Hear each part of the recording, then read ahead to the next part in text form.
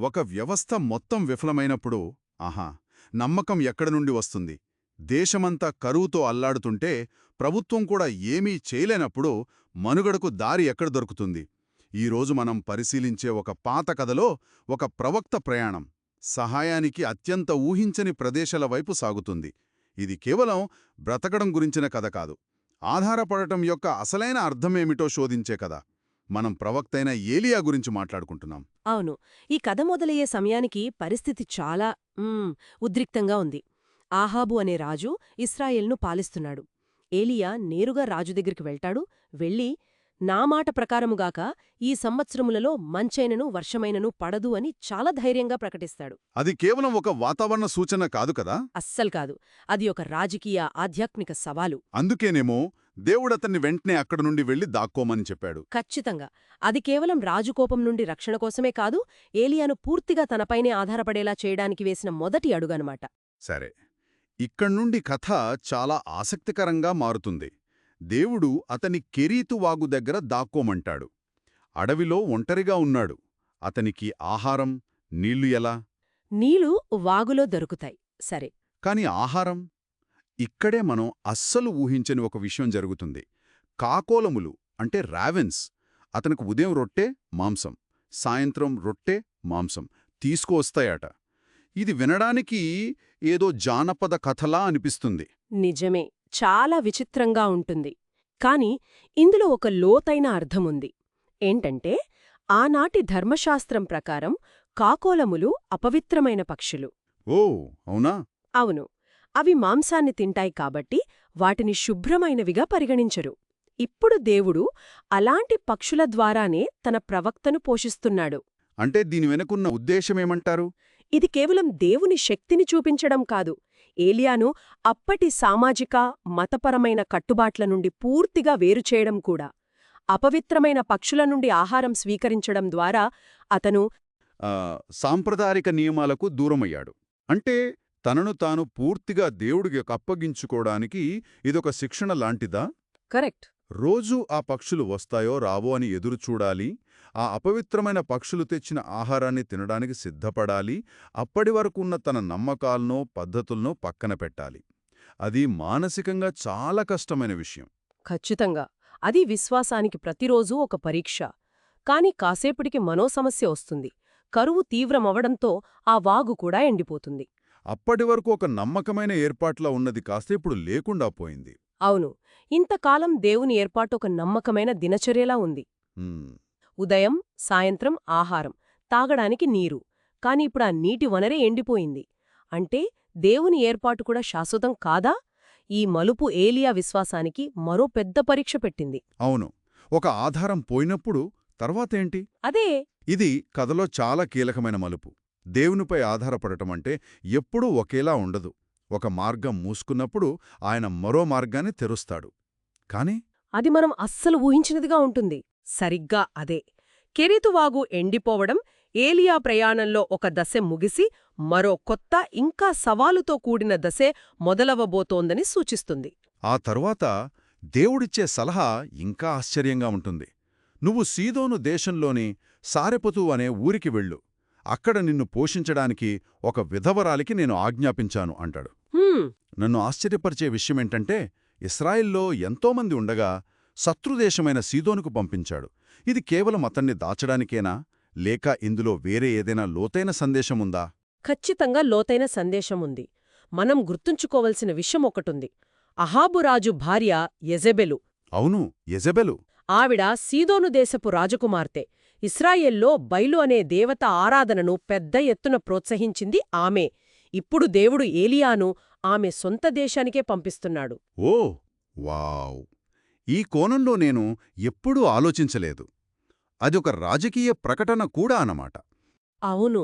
దేవుని కరుణకు సరిహద్దులు లేవని చెప్పడం కూడా.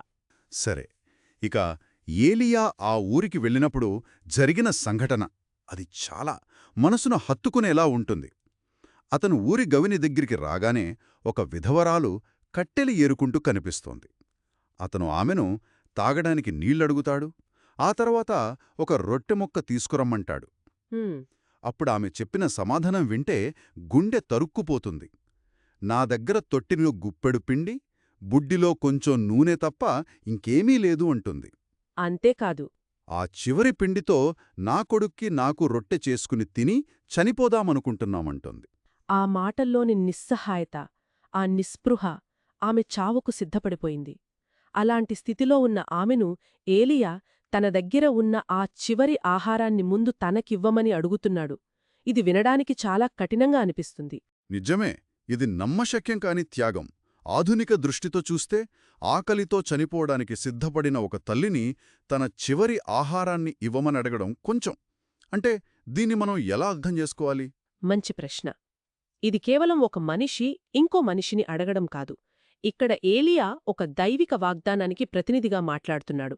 అతను కేవలం అడగడమే కాదు, ఒక భరోసా కూడా ఇస్తున్నాడు. ఏం చెప్తాడు? భయపడొద్దు అంటాడు. ముందు నాకు ఒక చిన్న రొట్టె చేసి తీసుకురా.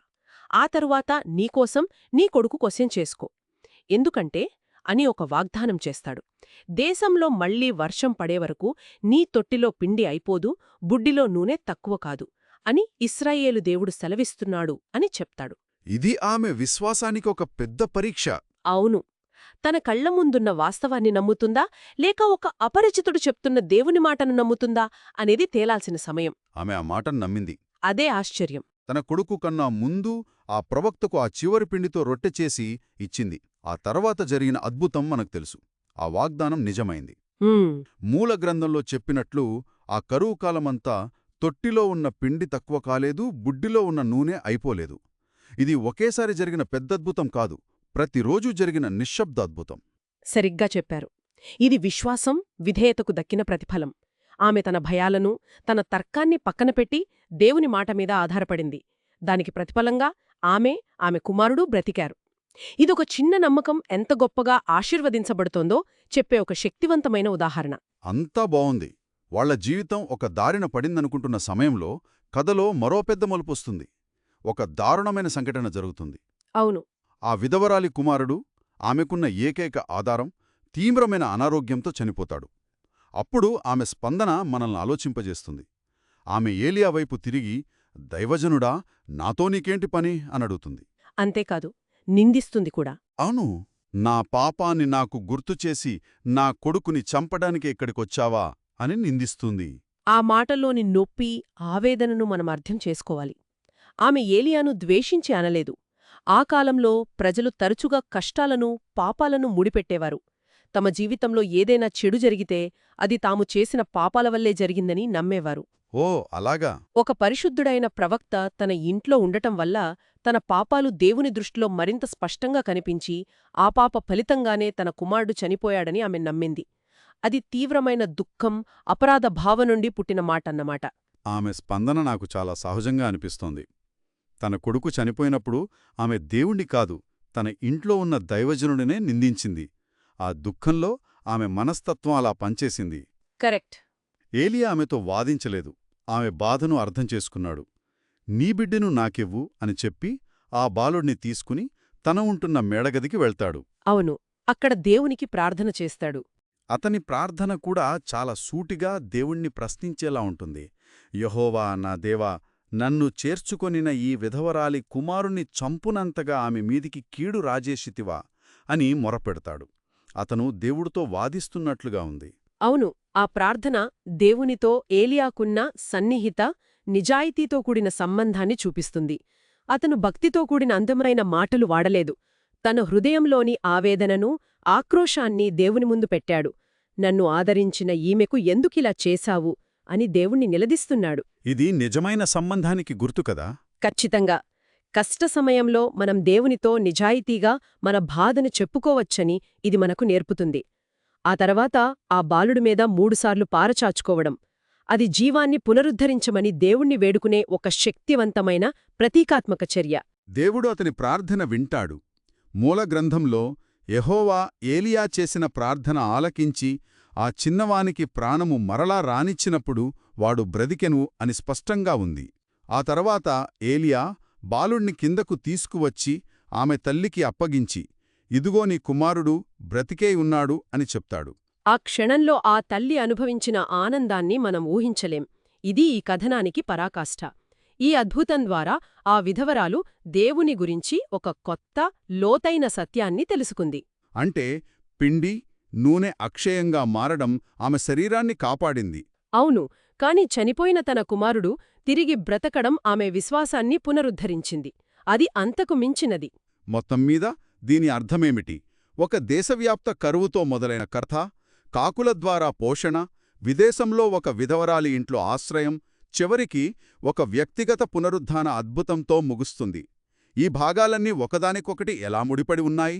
ఈ కథనం దేవుని శక్తి ప్రకృతి మీద, అంటే కరువు, కాకోలముల మీద, వనరుల మీద, అంటే పిండి, నూనె మీద, మరియు చివరికి జీవన్మరణాల మీద కూడా ఉందని చూపిస్తుంది. మ్మ్. ఈ కథలో చివరిగా ఆ విధవరాలు చెప్పిన మాట చాలా ముఖ్యమైనది. ఆమె ఏలియాతో, నీవు దైవజనుడవైయున్నావనియూ నీవు పలుకుచున్న యెహోవా మాట నిజమనియూ ఇందుచేట నేనెరుగుదును అంటుంది. గమనించాల్సిన విషయం ఏంటంటే, అంతకుముందు కూడా ఆమె ఏలియాను దైవజనుడా అని పిలిచింది. అవును, కాని అప్పుడు అది కేవలం ఒక గౌరవ సంబోధన. ఇప్పుడు ఆ మాట ఆమె అనుభవపూర్వకమైన నమ్మకం నుండి వచ్చింది. ఆకలితో, దుఃఖంతో ఆమె విశ్వాసం పరీక్షించబడింది. కాని ఈ గొప్ప అద్భుతం ద్వారా అది స్థిరపడింది.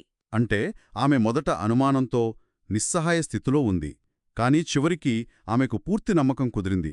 ఆహార అద్భుతం ఆమె శరీరాన్ని కాపాడితే, పునరుద్ధాన అద్భుతం ఆమె ఆత్మను, విశ్వాసాన్ని పునరుద్ధరించింది. సరిగ్గా అదే. ఈ కథ కేవలం అద్భుతాల జాబితా కాదు.